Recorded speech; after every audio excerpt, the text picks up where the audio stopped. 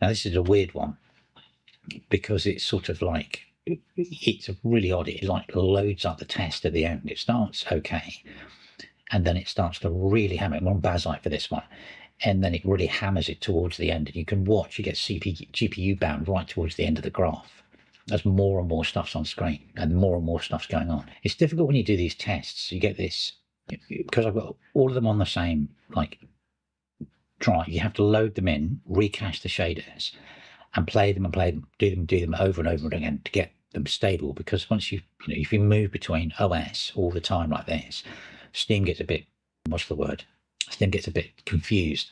So it gives you really bizarre results. So, I think all of these are 2 or 3 times at least. Anyway, watch the frames per second. It's just like falling off a cliff at the end here when it gets everything's in the frame.